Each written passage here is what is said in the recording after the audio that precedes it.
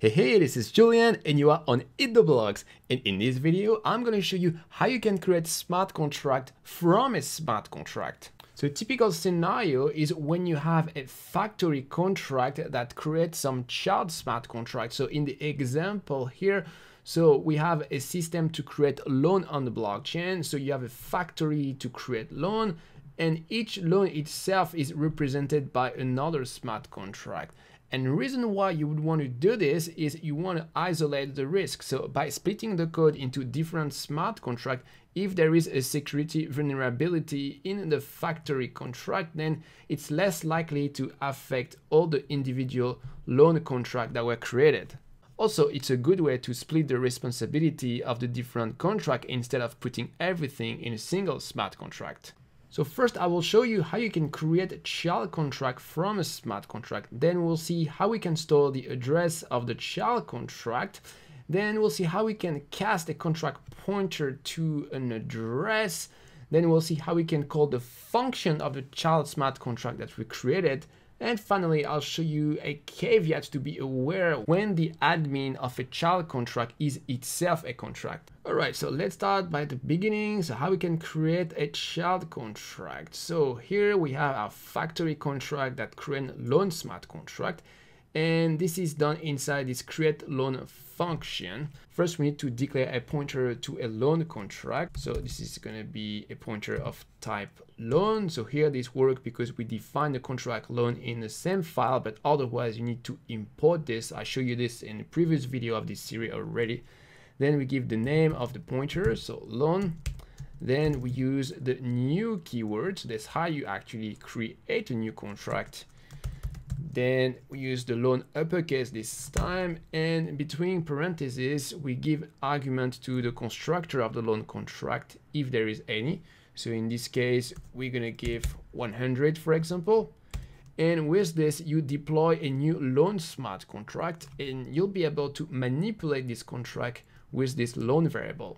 So after you've created a new smart contract, you need to store a reference to this new contract, because otherwise after you finish to execute this create loan function, then the address of this new contract is just lost in the blockchain and we can't interact with it anymore, so it's not very useful. So you might think that we could do something like returning the address of this new loan smart contract, but if we want to use the return keyword, then our function needs to be of type view. However, we cannot create new smart contract inside view function because new smart contract modify the blockchain, and every time you modify the blockchain you need to use a transaction, and transactions are not compatible with view function. So here we cannot have this view keyword, so also we cannot return the address of the new smart contract. So how are we going to do?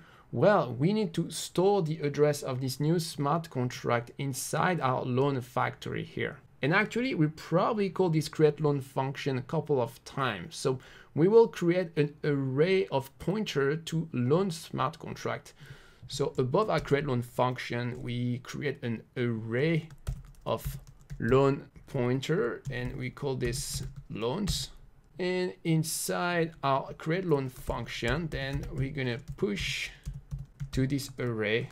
So we push the new loan, and this way after we finish to execute the create loan function, we can still access pointer to all these loan smart contract by using our array here. So actually, if you don't need to interact with this loan smart contract from the loan factory contract, but you just want to store the address instead of storing pointer, what you could do instead is to cast this loan pointer to an address by using this notation, so address of loan, and this is going to convert this into an address.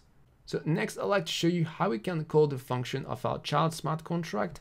So here with the loan variable, we have a pointer to our new smart contract. So in previous video, I already showed you how we can call a function of a smart contract from a smart contract.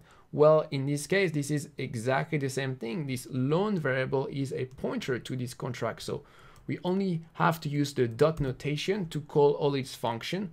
So for example, if we have a function that, let's say, we call it reimburse, so that's the end of the loan. Then if this function exists, then we can access this here, reimburse. And if we have any argument, we'll pass it here. And that's how we can call a function of our loan from our loan factory. All right, and lastly, I'd like to tell you a bit about a caveat that can happen when you create a smart contract from a smart contract. So let's say that in our loan smart contract, we have an admin mechanism. So inside the constructor function, we're going to set the admin of the smart contract to the sender of the transaction that create the smart contract. So here we create a variable of type admin. And let's say that we have a sort of security function, for example, withdraw, that can be called only by an admin, and inside we can withdraw the ether. And so who will be the admin here? Well, the admin will be the loan factory. But in your loan factory, if you don't create a function to specifically call the withdraw function of your loan, so like loan withdraw, if you don't create this function here, then the withdraw function of your loan smart contract will be locked forever, because the admin is a smart contract, but it's not a regular address, so you cannot call it directly. So keep this caveat in mind when you create a smart contract from a smart contract and there is an admin mechanism. By the way, I created a free email course to teach you how I got my first remote blockchain job, paid $100,000 a year. So if you want to learn all my secrets, you just have to sign up at this URL. Alright, that's it for this video. In the next video, I'll show you what are the error handling mechanism in Solidity with require, revert, etc. Thanks for watching. See you for the next video.